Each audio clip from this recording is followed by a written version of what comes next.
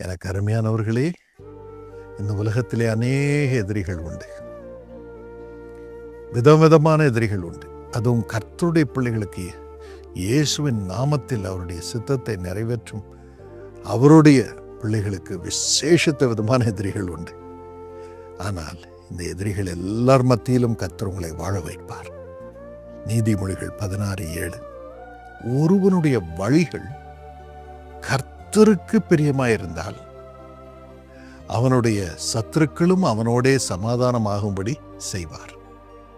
ஒருவனுடைய வழிகள் சத்துருக்களுக்கு பிரியமாக இருந்தால் என்று எழுதப்படவில்லை, தலைவர்களுக்கு பிரியமாக இருந்தால் என்று எழுதப்படவில்லை, குடும்பத்தினருக்கு பிரியமாக இருந்தால் என்று எழுதப்படவில்லை, மற்றவர்களுக்கு பிரியமாக இருந்தால் என்று எழுதப்படவில்லை. கர்த்தருக்கு பிரியமாக இருந்தால், அவனுடைய வழிகள் கர்த்தருக்கு பிரியமாக இருந்தால் அவனுடைய சத்துருக்களும் அவனோட சமாதானமாகும்படி செய்வார். அநேக சத்துருக்கள் இந்த உலகத்தில் உண்டு. அதுவும் கர்த்தருடைய சித்தத்தை நிறைவேற்றுகிறவர்களுக்கு சத்துருக்கள் அநேகர் உண்டு. காரணமில்லாத சத்துருக்கள், பொறாமை நிமித்தம், கோபத்தின் நிமித்தம். இயேசுவை குறித்து உலகமே அவன் பின்னால போயிடுச்சே, எல்லாரும் போயிட்டாங்களே, எல்லாத்தையும் கொண்டு போய் கொடுக்குறாங்களே. இதுதான் பிரதான ஆசிரியர்களுக்கு இருந்த பொறாமை.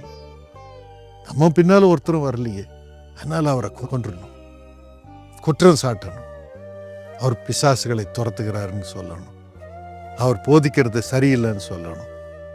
அன்னைக்கு அதே பிசாசு தான், இன்னைக்கு அதே பிசாசு தான், இன்னைக்கு அதே சத்துருக்கள் தான். அது உலகத்தில் உண்டு.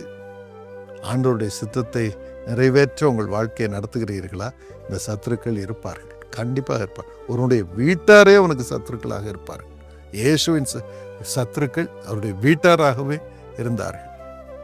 நீ பிரபலமாகணும்னு இதெல்லாம் செய்கிறப்பா, நீ யூதேயாவுக்கு போ அப்படின்னு அவரை சகோதர சகோதரிகளே நம்பல.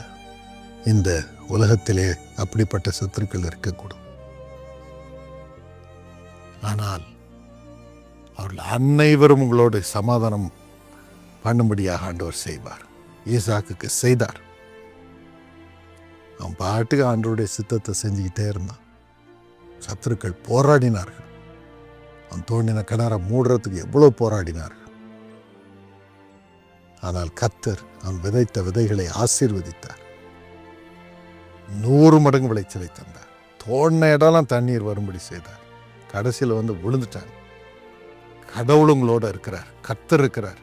நீர் பெருகி கொண்டே போகிறீர், செழித்து கொண்டே போகிறீர். நீர் எங்களை அழித்து விடக்கூடாதுன்னு எங்களோட ஒப்பந்தம் பண்ணிங்கன்னு சொன்னாங்க. ஆதியாகமம் 26ஆம் அதிகாரத்தில். உங்களுக்கும் அப்படியே நடக்கும். சரி, என்னென்ன சத்துருக்கள் இந்த உலகத்தில் இருக்கிறாங்க? தெய்வீகத்துக்கு, காட்லினஸுக்கு எதிரிகளான சத்துருக்கள் இருக்கிறார்கள். அவங்க காட்லினஸே விரும்பாதவர்கள், தெய்வத்துவத்தையே விரும்பாதவர்கள், பரிசுத்தத்தையே விரும்பாதவர்கள், சுத்த வாழ்க்கையை விரும்பாதவர்கள். அதை செய்யக்கூடாது, எல்லாம் அசுத்தமா இருக்கணும், குடிக்கணும், லஞ்சம் வாங்கணும், போதைப் பொருட்களுக்கு அடிமையா இருக்கணும். அப்படிப்பட்டவர்களை தான் அவங்க பெருமைப்படுத்தி அவங்கள கொண்டாந்து சமுதாயத்தில் வச்சு அவங்களுடைய நலனுக்காக அவர்களையே உபயோகப்படுத்திக் கொள்கிறார்கள். அப்படிப்பட்டவர்கள் தான் ஆண்டவருடைய பிள்ளைகளை அழிக்க முற்படுகிறார்கள், அவர்களுக்கு சத்துருக்களாக எழும்புகிறார்கள். ரோமர் 8:7 வாசித்து பாருங்கள். மாம்ச சிந்தை தேவனுக்கு விரோதமான பகை. அது தேவனுடைய நியாய பிரமாணத்துக்கு கீழ்ப்படியாமலும் கீழ்ப்படிய கூடாமலும் இருக்கிறது. மாம்ச சிந்தை அது ரொம்ப அழகா இருக்கு. ஆனா நான் சொன்னது போல பயங்கரமான இச்சைகளுக்கு அடிமையானவர்கள், போதைகளுக்கு அடிமையானவர்கள். இவங்களை பெருசுப்படுத்தி ஆண்டவருடைய பரிசுத்தத்திற்கு எதிராக இவர்கள் கிரியை செய்கிறார்கள். பரிசுத்தமா ஒருத்தனும் வாழ கூடாது. யாக்கோபு 4:4 விபசாரரே, விபசாரிகளே, உலக சிநேகம் தேவனுக்கு விரோதமான பகை என்று அறியீர்களா? உலகத்துக்கு சிநேகிதனாய் இருக்க விரும்புகிறவன் தேவனுக்கு பகைஞனாய் இருக்கிறான். கொலோசியர் 1:21 முன்னே அந்நியராயும் துர்க்கிரியைகளினால் மனதிலே சத்துருக்களாயும் இருந்த உங்களை பரிசுத்தராகவும் குற்றமற்றவர்களாகவும் கண்டிக்கப்படாதவர்களாகவும் தமக்கு முன் நிறுத்தும்படியாக அவருடைய மாம்ச சரீரத்தில் அடைந்த மரணத்தினாலே இப்பொழுது ஒப்புரவாக்கினார். இதுதான் இயேசுவாமி செஞ்சார். இவ்விதமான பகைஞராக நீங்கள் இராதபடி உங்களை மறுரூபப்படுத்தும்படியாக இயேசு தமது மாம்ச சரீரத்திலே மரணத்தை சுமந்து கொண்டார். உங்களுக்காக அந்த பாவ இச்சை கொண்டு வரும் மரணத்தின் வழியாக அவர் சென்றார். அந்த மரணத்தின் வல்லமையை அழித்தார். எபிரேயர் 2:14-15 படி இன்றும் இயேசுவின் நிமித்தம் உங்களுக்கு நம்பிக்கை உண்டு. இவ்விதமான எதிரிகளாக நீங்கள் இருக்கக்கூடும். எதிரிகள் மத்தியிலே பாடுகளை அனுபவிக்கக்கூடும். என்று இயேசு மரணத்தின் வழியாக கடந்து சென்றபடியினால் இவ்விதமான பாவ இச்சைகள், இவ்விதமான பரிசுத்தத்திற்கு விரோதமாக இருக்கும் சத்துருக்களின் வல்லமைகளை ஆண்டவர் மேற்கொள்ளும்படியாக பலன் கொடுக்கிறார். வல்லமையை விளங்கச் செய்கிறார். அவர்கள் மத்தியிலே ஆண்டவர் உங்களை செழிக்கச் செய்வார். ஊழியத்தை ஆசீர்வதிப்பார். உங்கள் பரிசுத்தத்தை பெருகச் செய்வார். பரிசுத்தம் பெருகிக்கொண்டே போகும். உத்தமர்களாக இருப்பீர்கள். இயேசுவை போல இருப்பீர்கள். அதுதான் ஆண்டவருடைய பதில். இரண்டாவதாக, சிலுவையின் ஆசீர்வாதத்திற்கு எதிரிகள். பிலிப்பியர் 3:18. ஏனெனில் அநேகர் வேறு விதமாய் நடக்கிறார்கள். அவர்கள் கிறிஸ்துவின் சிலுவைக்கு பகைஞர் என்று உங்களுக்கு அநேகந்தரம் சொன்னேன். இப்பொழுது கண்ணீரோடும் சொல்லுகிறேன். அவர்களுடைய முடிவு அழிவு. அவர்களுடைய தேவன் வயிறு. அவர்களுடைய மகிமை, அவர்களுடைய லட்சையை. அவர்கள் பூமிக்கு அடுத்தவைகளை சிந்திக்கிறார்கள். இயேசு கிறிஸ்துவின் சிலுவையின் மூலமாக தான் சகல பாக்கியமும் வருகிறது என்று வேதம் கூறுகிறது. ஒருவன் பரிசுத்தமாக்கப்படுகிறான். இயேசுவின் இரத்தத்தினால், சிலுவையில் சிந்தின இரத்தத்தினால் பரிசுத்தமாக்கப்படுகிறான் என்று வேதம் கூறுகிறது. 1 யோவான் 1:7. இரண்டாவதாக, சாபங்கள் எல்லாம் நீக்கப்படுகிறது. கலாத்தியர் 3:13 படி அத்தனை சாபமும் நீங்குது. மூன்றாவதாக, நோய்கள் எல்லாம் நீங்குகிறது.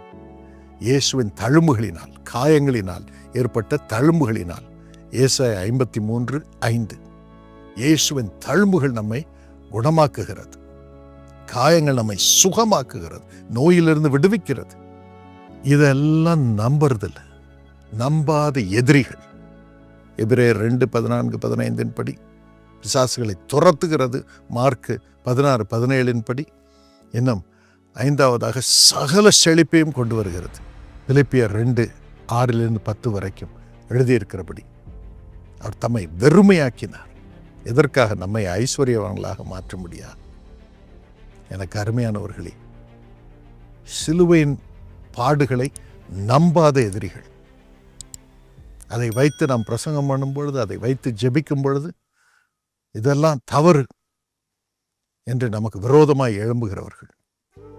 இந்த எதிரிகளின் வல்லமைகளை ஆண்டவர் நீக்கும்படியாக, அழிக்கும்படியாக, மேற்கொள்ளும்படியாக நாம் சொல்லும் ஒவ்வொரு வார்த்தையின் மூலமாகவும் அற்புதங்களை செய்கிறார். ஜனங்களை ரட்சிக்கிறார், பரிசுத்தப்படுத்துகிறார். சாபத்திலிருந்து ஜனங்களை விடுவிக்கிறார். இயேசுவின் நாமத்தில் ஜெபிக்கும் பொழுது அற்புதங்கள் நடைபெறுகிறது. இவ்விதமாக இருக்கும் சத்துருக்கள் அவர்களே வந்து பாக்கியத்தையும் பலனையும் பெறும்படியாக தேவனமோடு இருக்கிறார். எங்களுக்கு சாபம் வந்துடக்கூடாது, எங்களை ஆசீர்வதியுங்கள் என்று சொல்லும்படியாக தொடர்ந்து நம்முடைய வழிகள் ஆண்டவருக்கு பிரியமாயிருந்தால், தொடர்ந்து ஊழியத்தை செய்தால், தொடர்ந்து ஜனங்களுக்காக ஜெபித்தால், தொடர்ந்து ஏழைகளை பராமரித்தால், இயேசுவின் நாமத்தில் ஆண்டவர் கூட இருந்து சத்துருக்களே வந்து நம்மோடு சமாதானம் பண்ணும்படி செய்வார். கடவுள் உங்களோடு இருக்கிறார். அவருடைய வல்லமையினால் தான் இதை செய்கிறீர்கள் என்று. ஆகவே தொடர்ந்து நாம் செய்வோம், தொடர்ந்து செய்வோம். மூன்றாவதாக, ஆண்டவருடைய சேவையை செய்யாதபடிக்கு தடுத்து நிறுத்தும் எதிரிகள். யூதாஸ் யோவான் 13:2 பிசாசம் காதுல போட்டான். 30 வெள்ளிக்காசை வாங்கிக்கோ, லஞ்சத்தை வாங்கிக்கோ, நீ இயேசுவை மறுதலை, பணம் வேணும்பா, இயேசுவை மறுதலை. கூடவே இருந்த யூதாஸ், கூடவே இருந்த சீஷன். இன்னும் இயேசு உயிரோடு எழுந்திருப்பதை, அந்த தூதன் வந்து அந்த கல் தள்ளப்பட்டதை நேரில் பார்த்து அந்த காட்ஸ், காவலாளர்கள், நேரில் பார்த்தார். போய் சொல்றாங்க பிரதான ஆசாரியர்கிட்ட, இயேசுவை கொலை செய்ய ஒப்பு கொடுத்த அந்த வேத பாரகர், அதாவது வேதத்தை போதிக்கும் மக்கள், அவங்க உடனே என்ன செஞ்சாங்க? லஞ்சம் கொடுத்தாங்க. இந்த காசு வாங்கிக்கோ, லஞ்சத்தை வாங்கிக்கோ, நாங்க போய் தேசாதிபதியத்தையும் லஞ்சத்தை கொடுத்து சரி பண்ணிடுறோம். மேலேயும் லஞ்சம், கீழேயும் லஞ்சம், சரி பண்ணிடுறோம் என்று சொன்னார்கள். ஆண்டவருடைய வல்லமையை, ஆண்டவருடைய பணியை நிறுத்துகிறவர். அதன் பிறகு இந்த ஜனங்க, இந்த பிரதான ஆசிரியர் சொன்னாங்க, இயேசு எங்க உயிரோடு இருந்தார்? அப்படி சீஷர்கள் தூக்கிட்டு போயிட்டாங்க பாடி. இப்போ பாடி இருக்கணும் இல்லை, அவர் உயிரோடு இருக்கிறார். லஞ்சம் கொடுத்து தேவனுடைய வல்லமையை நிறுத்த முடியாது. ஆண்டவர் அதற்கு ஒப்புதல் கொடுக்க மாட்டார். அந்த சத்துருக்களை எல்லாம் மறுரூபப்படுத்துவார். இல்லைன்னா யூதாஸ் போல அவங்களே தூக்கு மாட்டி செத்து போயிடுவாங்க. ஆனால் கர்த்தருடைய வார்த்தை தொடர்ந்து நிற்கும். கர்த்தருடைய ஊழியர்கள் தொடர்ந்து சேவை செய்வார்கள். நாம் செய்ய வேண்டியது, பிதாவே இவர்களுக்கு மன்னியும், நாம் செய்ய வேண்டியது ஆண்டவரே உம் சித்தமாகட்டும் என்று சொல்லி ஆண்டவருடைய சித்தத்தை நிறைவேற்றுவோம். வாசல் திறந்தே இருக்கும். கோடிக்கணக்கான மக்கள் இயேசுவின் ரட்சிப்பை பெற்று அவருடைய பிள்ளைகளாக வாழ்வார்கள். இதற்கென்றே நாம் அழைக்கப்பட்டிருக்கிறோம். உனக்கு விரோதமாய் உருவாக்கப்படும் எந்த ஆயுதமும் வாய்க்காதே போ. உனக்கு விரோதமாய் உன்னை குற்றப்படுத்தும்படி சொன்ன நாவுகளை நீ குற்றப்படுத்துவாய் என்று வேதம் கூறுகிறது. இந்த ஆசீர்வாதத்தை கர்த்தர் உங்களுக்கு தருவாராக. உங்களோடு இந்த சத்துருக்கள் எல்லாம் மனம் திரும்பி சமாதானம் பண்ணும்படி அருள் புரிவாராக. கர்த்தர் உங்களோடு இருக்கிறார் என்று சாட்சி சொல்லும்படி அருள் புரிவாராக. ஏசப்பா, இந்த அருளை உமது பிள்ளைகள் மீது வைக்கிறோம். அதை உறுதிப்படுத்தும், சந்தோஷப்படுத்தும். கனத்தோடு உமது சித்தத்தை நிறைவேற்ற கிருபை தாரும். இயேசுவின் நாமத்தில் ஆமென்.